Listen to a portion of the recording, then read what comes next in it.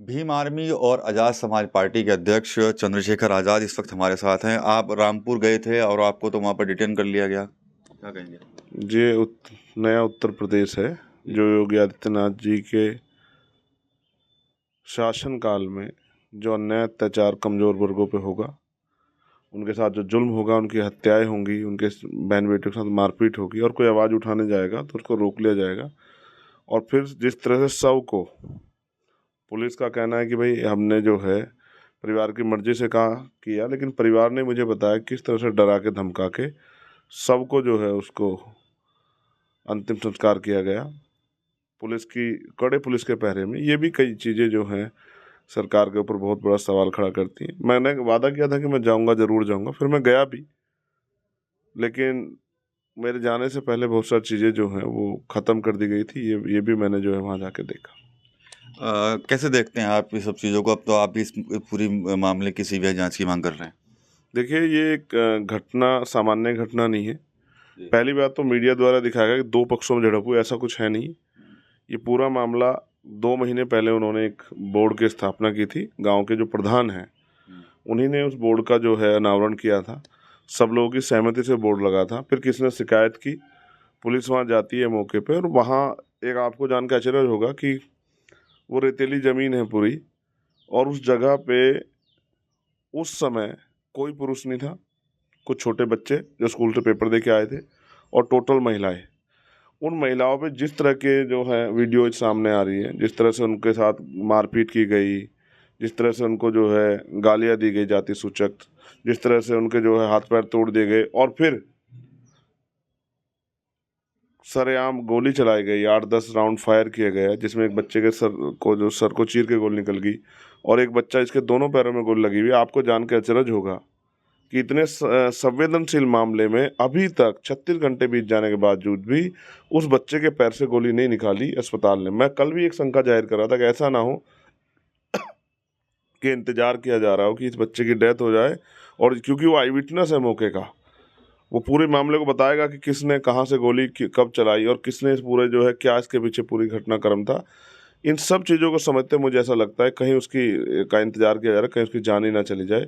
मुझे उस बच्चे की परवाह अमित की, और उस परिवार की जिस परिवार के साथ अन्याय हुआ, और मैंने बहुत सारी मांगे जो है हम लोगों ने उठाई हैं, उन मांगों पर भी अभी तक का कोई उचित जो है आश्वासन नहीं मिला। और एक आप महसूस कीजिए, 302 के अपराधी आरोपी जो हैं, 25 आरोपी जिन पे जो मुकदमा दर्ज हो, वो सब खुलेआम घूम रहे हैं। तो इससे स्पष्ट होता है कि कहीं ना कहीं घटना में बहुत सारे सफ़ेद पोस्ट शामिल है। इसलिए मैं उस घटना की सीबीआई जांच की मांग की है कि दूध का दूध पानी का पानी, और ये पता लग जाए कहीं ये दलित और पिछड़ों को लड़ाने का षड्यंत्र तो नहीं कोई, इसके पीछे कौन लोग हैं, भाजपा के लोग हैं, किसी अन्य पार्टी के लोग, ये सब भी सामने आना चाहिए। इसलिए मैंने सीबीआई जांच की मांग की है, और मेरा विश्वास है जब अगर किसी हाई कोर्ट या सुप्रीम कोर्ट के जज की निगरानी में जांच होगी तो आप देखना कि पता लगेगा कि बहुत सारे सफ़ेद पोस्ट में शामिल थे जिन्होंने पुलिस पर दबाव बना के काम कराया, और कुछ पुलिस वाले हो सकता है जातिगत मानसिकता के कारण उन्होंने ये गोली की घटना को अंजाम दिया। कोई ना वो क्रिमिनल थे, ना कोई हार्डकोर माफिया थे, ना ही वो बहुत बड़ा कोई विवाद था। तो अचानक से पुलिस ने गोली चलाने का आदेश एक जो है लापरवाह गैर जिम्मेदार अधिकारी के कारण ये हुआ। और उस अधिकारी किसका फ़ोन आया, अगर हम जांच कराएंगे कि किस अधिकारी ने उनको फ़ोन किया, किसने उनसे बात की, तो हमें एहसास होगा कि ये पूरा घटनाक्रम एक प्लान घटनाक्रम था, जिससे शायद एक बहुत बड़ा कुछ करने का इरादा था, डिस्टर्बेंस करने का, जो कि लोगों की समझदारी से, गांव वालों की समझदारी से वो कामयाब नहीं हो पाए।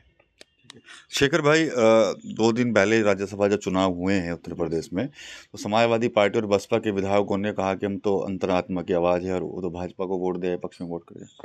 देखिए, समाजवादी पार्टी के राष्ट्रीय अध्यक्ष अखिलेश जी को धोखा एक बहुत बड़ा शब्द है। जब तो किसी को धोखा मिलता है तो उसको बहुत तकलीफ होती है। जिन नेताओं को आगे बढ़ाने के लिए वो शायद रात रात भर जाग जाग के घूमे होंगे, जब उन्होंने उनको धोखा दिया तो बहुत तकलीफ हुई होगी। अब उनको शायद अपने और पराये की समझ जो है करना आसान हो जाएगा, क्योंकि कई धोखे से आदमी सीखता है। रही बात आपने बीएसपी के विधायक की कही, तो ऐसे समय में भाजपा को किसी भी तरह की ताकत देने का मतलब ये है कि भारतीय संविधान को और लोकतंत्र को कुचलते हुए अपने सामने देखना। जिस तरह से भाजपा का रवैया रहा है, तो भाजपा को वोट देने का मतलब ये है कि अपने आने वाली नस्लों को, अपनी नौकरी को, अपने आरक्षण को, अपने हक अधिकार को बिल्कुल ख़त्म करा देना। तो जो जनप्रतिनिधि वहाँ गए और जिन्होंने वोट किए, उनको क्या दलित पिछड़ों के मुद्दों से, मुसलमानों के, ईसाइयों, जैन, बुद्धिस्टों, सिखों के, किसानों के, नौजवानों के मुद्दे से कोई तकलीफ है, उनकी समस्याओं से, ये भी सोचने का विषय है। तो वो कौन से अंतरात्मा है तो वही जानते होंगे, लेकिन ये बड़ा नुकसान हुआ इसका और जनता में इसके प्रति बहुत गुस्सा है। शेखर भाई, गठबंधन को लेकर क्या स्थिति है? क्या आपको कोई न्योता वगैरह मिला है इंडिया अलायंस से? कब तक शामिल होने की उम्मीद है, या फिर अकेले ही उत्तर प्रदेश के अंदर चुनाव लड़ेंगे? देखिए, हम अपने दम पे तैयारी कर रहे हैं और बातचीत भी चल रही है। और मैं फिर ये कहूँगा, एक ही लाइन है कि जब चांद निकलेगा सभी को दिखाई देगा। कब तक निकलेगा सर वो चांद? सब इंतजार कर रहे हैं आपके रुख का, क्योंकि इंडिया अलायंस में सिर्फ आपकी कमी भी देखी जा रही है उत्तर प्रदेश तो के। मैं आपसे फिर ये कहूँगा कि हम सिर्फ उत्तर प्रदेश में नहीं, हमने राजस्थान में बहुत अच्छे मत प्राप्त किए, मध्य प्रदेश में बहुत अच्छे मत प्राप्त किए, बिहार में बहुत अच्छे मत प्राप्त किए थे, दिल्ली में हमने अच्छे मत प्राप्त किए, हरियाणा में हम लोग चुनाव लड़ने जा रहे हैं। तो बहुत सारी चीज़ें हैं जो अभी पाइपलाइन में है, और जो कुछ भी होगा, जैसे अब चांद एक समय पे आके निकलता है, अब दिन में हम चांद निकालने का प्रयास करें तो संभव नहीं है। दिन में अगर चांद दिखेगा भी तो वो रोशनी वाला चांद नहीं होगा। तो कुछ समय तो हमारे लोगों को इंतजार करना पड़ेगा।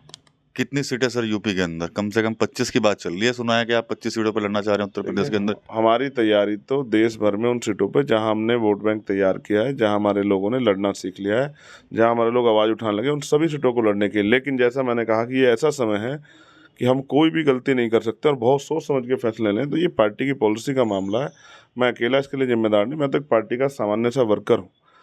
बाबा साहब अम्बेडकर, माननीय काशीराम साहब के आंदोलन का एक सिपाही हूँ, और मेरा काम है, जो काम पार्टी मुझे आदेश करती है मैं उसको करता हूँ। अभी पार्टी ने मुझे आदेश दिया है तो मैं नगीना में यहाँ बहुत मेहनत कर रहा हूँ। दिन रात हम लोग गली गली जाके मीटिंग्स करते हैं, लोगों को समझाते हैं, और एक बहुत अच्छा रिस्पॉन्स नगीना लोकसभा में दलित, पिछड़े, आदिवासी, मुसलमान, जैन, सिख, बौद्ध, ईसाई और सभी न्यायपसंद लोग जो हैं, वो चाहे किसी भी जाति के, सभी का एक बहुत अच्छा रिस्पॉन्स, स्पेशली नौजवानों का, बेरोजगार नौजवानों का, स्पेशली वो जो पुलिस की भर्ती में ठगे गए, वो जो 69 शिक्षक भर्ती में ठगे, वो महिलाएं, बेटियां जो अपने आप को आज उत्तर प्रदेश में सुरक्षित, वो उनका एक बहुत बड़ा प्यार। और जो स्कूली बच्चे हैं, जो इंटर कॉलेज में या अपने भविष्य की जो तैयारी कर रहे हैं, उन बच्चों का बहुत बड़ा सपोर्ट जो है नौजवानों का बहुत बड़े पैमाने पर आज़ाद समाज पार्टी को वहाँ मिल रहा है।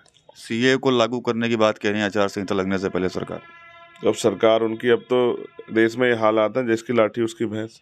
तो लाठी जिसके हाथ में कुछ ही लागू करा दे। ये लोकतंत्र नहीं है। लोकतंत्र मतलब जनता द्वारा जनता का शासन, यानी कि जनता, अगर कोई कानून बनेगा तो जनता के हितों के लिए बनेगा और जनता की सहमति से बनेगा। अब तो सरकार, भाजपा की सरकार ने तो जनादेश का भी अपमान किया है। ये हम जो हैं हिमाचल में भी देख रहे हैं, और ये हमने उत्तर प्रदेश में भी देखा, जिस तरह से डकैती कर रही है भाजपा की सरकार, तो ये जनादेश का भी अपमान है। और फिर मैं आपसे ये कहूँगा कि कोई भी कानून अगर आज सरकार लागू करा रही है और जनता के विरोध में जाकर लागू करा रही है, तो ये जो है जनता का अपमान है, जनादेश का भी, और जनता के विश्वास का जो भाजपा है तो उसका भी अपमान है। इसका बदला जो है वोट की चोट से जनता जो है 2024 में भारतीय जनता पार्टी को सबक सिखा के लेगी।